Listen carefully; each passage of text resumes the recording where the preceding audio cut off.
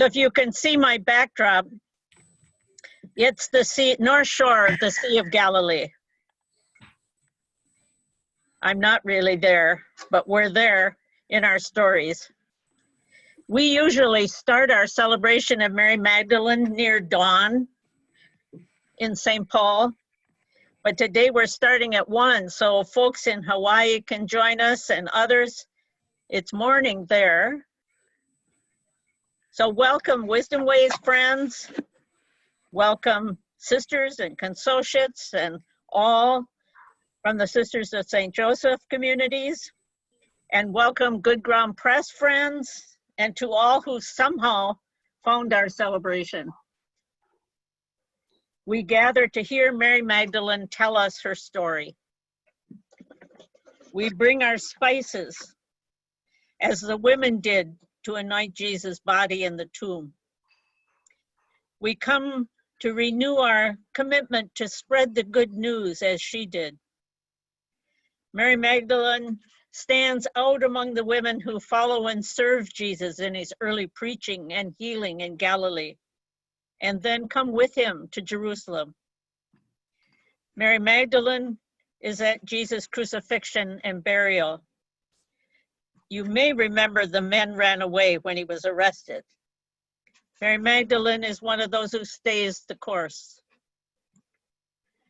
Early Easter morning, she becomes the first disciple to witness Jesus is risen, the first to preach the good news, the apostle to the other apostles. Our storytellers will speak as Mary Magdalene. They will tell her story in the order the oral traditions were written down. First Mark, then Matthew, Luke, and John. Our gathering song invites us to claim Mary Magdalene's story as our own call.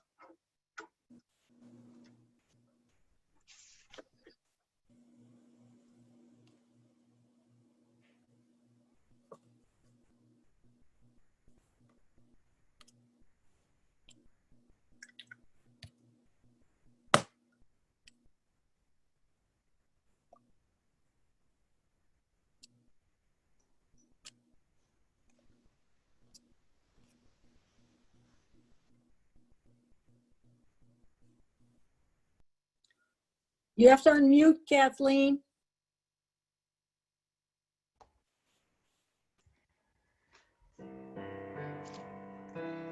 We tell our story, we claim our past.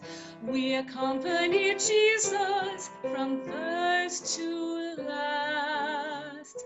We rise to our feet and speak. We rise and speak. This is our story. We speak at long last. We tell our story. We claim our past. We accompanied Jesus from first to last. We rise to our feet and speak. We rise and speak. This is our story. We speak at long last.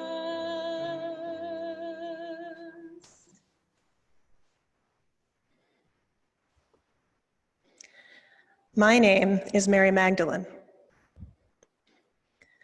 On the day Jesus died, I was there, along with Salome and Mary, the mother of James and Joseph. I watched Jesus take his last breath. I was there when Joseph of Arimathea asked for the body of Jesus and laid him in his own tomb. And I was there when they wrapped him in a linen cloth and rolled the stone against the entrance to the tomb. I did not leave. I did not run away. After Jesus was sealed in the tomb, I spent the long Sabbath and mourning. And when the sun finally rose, Mary and Salome and I, we gathered our spices and we set out to anoint the body. On the way over, we started to get nervous as we remembered the size of the huge stone that had been rolled in front of the tomb. Could we possibly roll it away ourselves? We'd have to try. However, when we arrived, we found that the stone had already been moved. We entered the tomb looking for Jesus' body, but instead, we found a young man dressed all in white, sitting on the right-hand side of the tomb. He said to us, "Don't be amazed. You seek Jesus of Nazareth, the crucified. He has been raised. He's not here. Behold the place where they laid him. Now go, tell the disciples, tell them that he is going before you to Galilee, and you will see him there, just as he said." We fled from the tomb feeling overwhelmed. I saw Jesus buried in this tomb with my own eyes, and yet he was gone. I was afraid. I said nothing to anyone. However, this is not the end of the story. Mary and Salome and myself, we were eyewitnesses to a new beginning.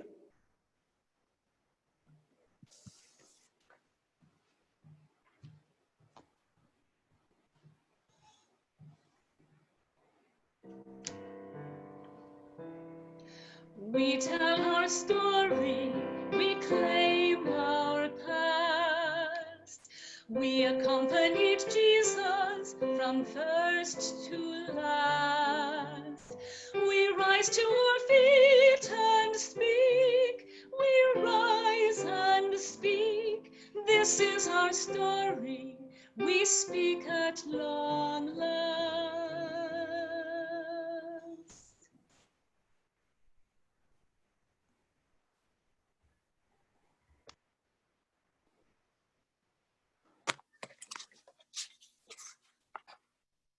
Mary and I were with him when he died. We saw them put him into the tomb and seal it. We stayed when others left. We sat there for a time and returned home for the Sabbath. We heard that they were still guarding the tomb on the first day of the week. I put on my signature color red, and Mary and I left before dawn to see for ourselves. As we approached the tomb, a violent earthquake occurred. It was loud and frightening and very bright. An angel came down and rolled back the stone, and to our surprise, sat on it. It was as if lightning had struck him as he sat there with his garments white as snow. It was quite a sight to see the guards all paralyzed and lying on the ground as if they were dead. We looked at each other, wondering what would happen next. Should we run for help? Then the angel spoke to us and said, "Do not be frightened. I know you are looking for Jesus the crucified, but he is not here. He has been raised exactly as he promised. Come and see the place where he was laid. Then go quickly and tell his disciples. He has been raised from the dead and now goes ahead of you to Galilee, where you will see him. That is the message I have for you." We stopped to look, but only for a moment. We wanted to hurry to the task ahead of us. We started out recounting to one another what just happened. We were a bit fearful, but also very excited to find the others and tell them the good news. As we continued, suddenly we heard someone say, "Peace." We were surprised to see Jesus standing there in front of us. We were overjoyed and fell down and hugged his feet and showered him with our love. Jesus said to us, "Do not be afraid. Go and carry the news to the others that they are to go to Galilee, and there they will see me." After we returned, We found out that the guards had told the chief priests what had happened. The chief priests, to save face, bribed the guards to say that we stole the body. But as women, we know the truth.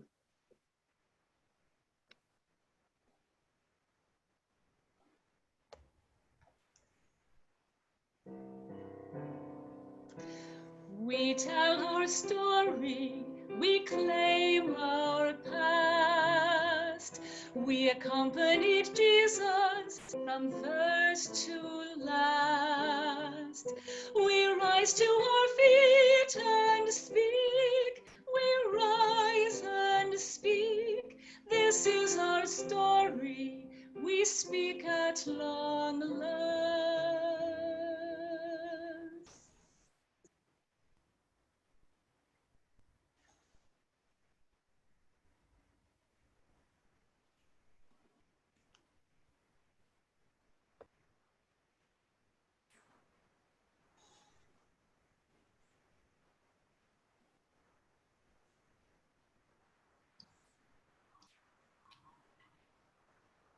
Luke wrote it down, but it's my story to tell, and I've told it so many times, and I'm so happy to tell it to you today.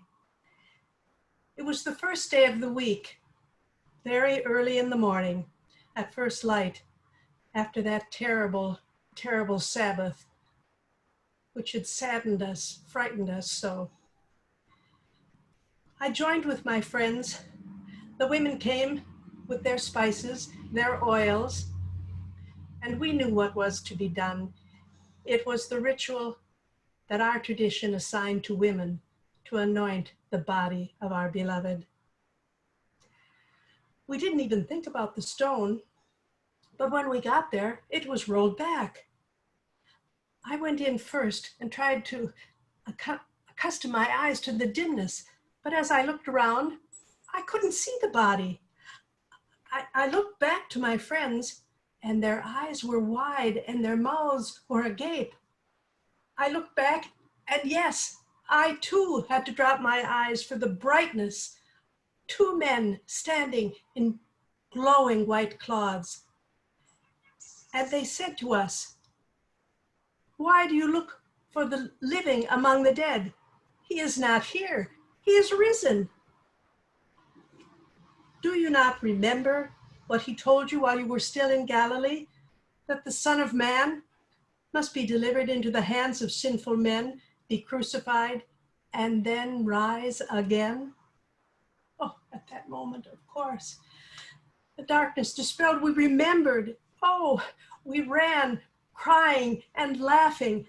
I had Mary by one hand and Joanna by the other. We ran tripping over ourselves back to the room where the men were hidden, all in distress. And I stood before them. I testified as to what I had seen, what I had witnessed, what I had heard. But they dismissed us as hysterical women, overwrought. No, they said, it's idle chatter. They did not believe us.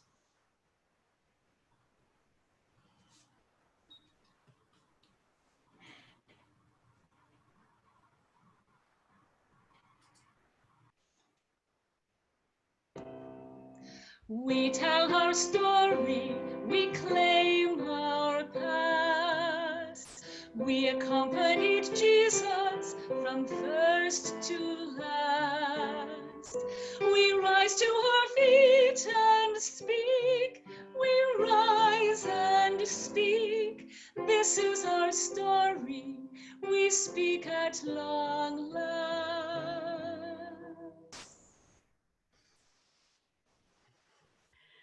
This is how John tells my story. It was dark that day after the Sabbath. Well, really, dawn was just beginning when I arrived at Jesus' tomb. And I saw right away that the stone had been rolled away. So I turned around, went back to the city, and told Peter and the disciple Jesus loved.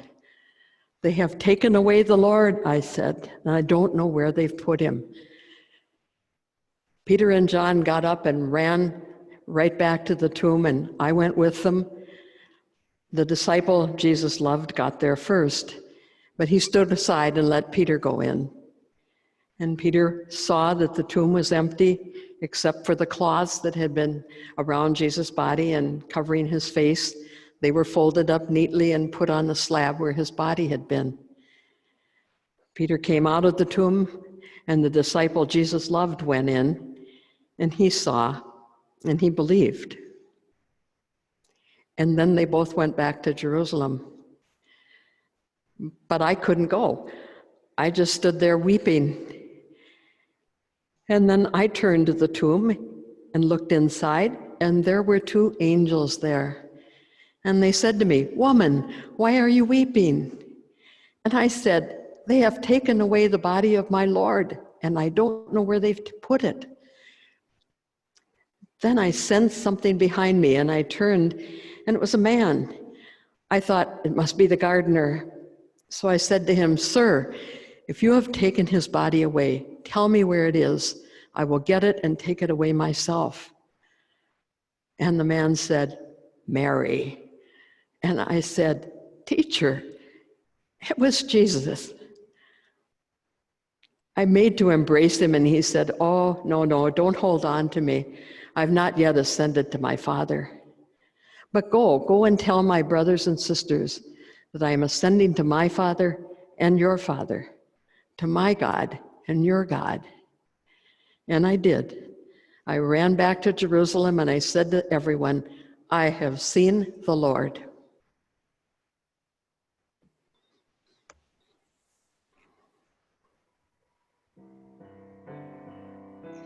We tell our story, we claim our past. We accompanied Jesus from first to last. We rise to our feet and speak, we rise and speak. This is our story, we speak at long last.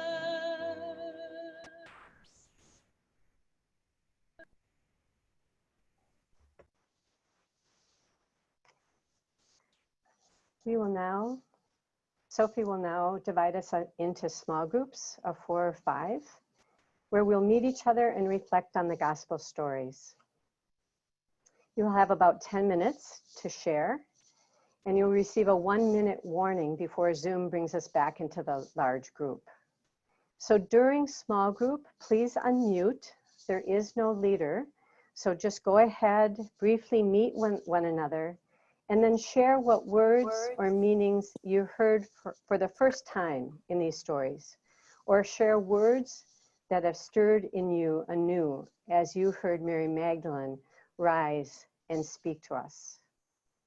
Then when we come back into the large group, I would again ask you to mute.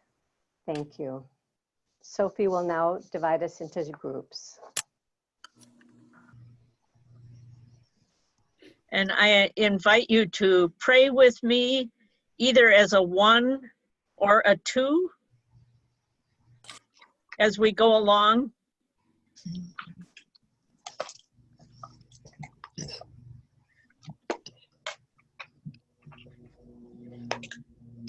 Among the women who follow and serve Jesus and then accompany him to Jerusalem, Mary Magdalene stands out. We know her name and commitment. May her faith inspire us to live her message. I have seen the Lord. Mary Magdalene, you walk. Mary Magdalene, you walked with the men and women at the heart of Jesus' mission and movement, part of a community of equals. May we find and claim our equal place at the heart of Jesus' mission today.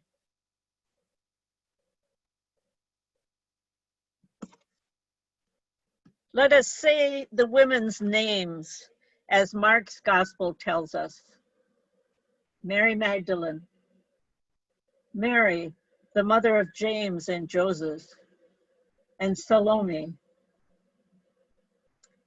Let us say the women's names as Matthew tells us. Mary Magdalene, Mary, the mother of James and Joseph, and the mother of the sons of Zebedee.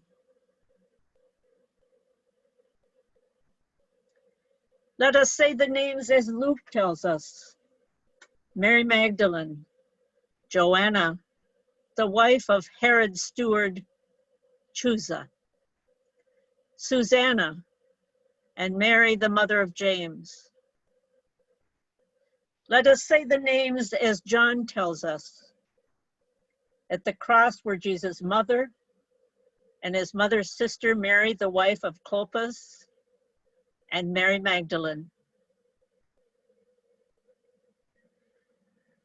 When the gardener calls her name, Mary Magdalene recognizes her teacher, Jesus, risen to new life.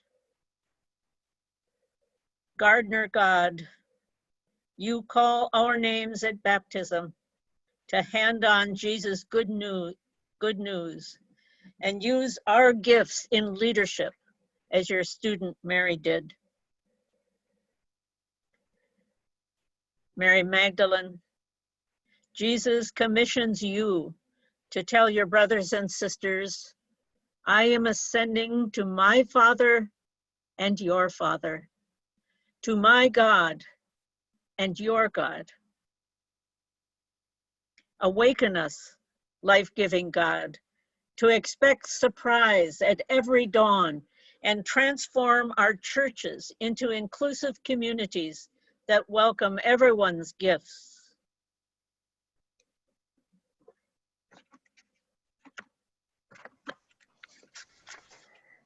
Now, together, we'll divide into small groups again to do our spice ritual. You'll have about 10 minutes and again, a minute warning to end. And again, you have no leader, so we invite you together to mix 2 or 3 of your favorite household spices in a small bowl. Then tell the group in a sentence or so what the spices mean to you. Then mark yourselves with a cross on the hands or forehead and say with Mary Magdalene, I have seen the Lord. Sophie will again break us into breakout sessions. So let us pray. God of Jesus' new life and other surprises, you call us to live the good news of your nearness with joyful, energetic hearts. Let us receive Magdalene's blessing, a poem by Jan Richardson. You hardly imagine standing here, everything you ever loved suddenly returned to you, looking you in the eye, calling your name, and no, you do not know how to abide this ache at the center of your chest, where a door slams shut and swings open at the same time, turning on the hinge of your aching and hopeful heart. I tell you, this is not banishment from the garden. This is an invitation, a choice, a threshold, a gate.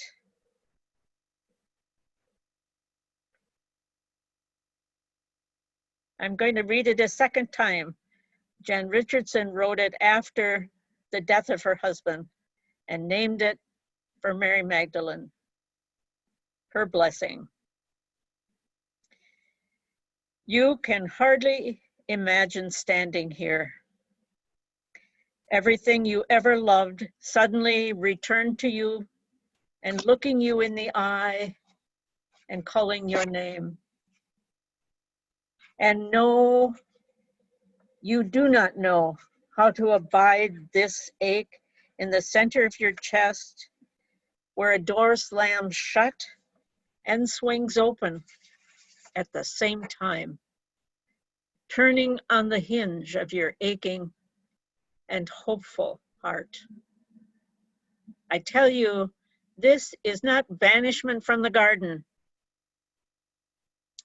This is an invitation, a choice, a threshold, a gate.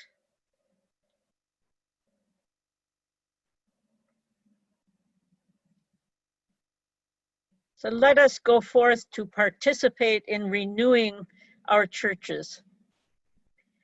May we respond to the Spirit, pushing us beyond our dreams, just as Mary of Magdala inspires us to move beyond what has been, to delight in new life. Run with Mary. Announce the good news with your life. Let us go forth in peace to be signs of hope and preachers of the good news. And may our love and care for one another make sisters and brothers of us all, just as Jesus told Mary Magdalene it should be. Amen.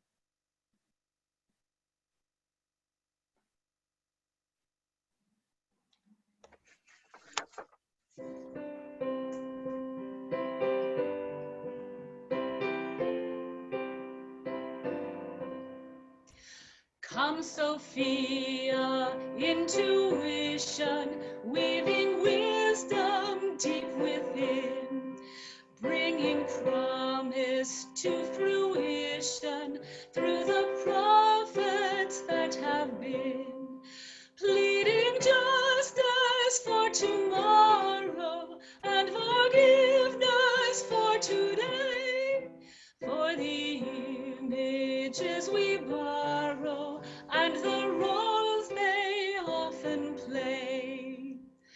Come, Sophia, we believe you are the shaman of the soul. Break us open to receive you, fill us up and make us whole. You inspire us to envision all the fullness of Shalom on a new path through tradition that will surely lead us home.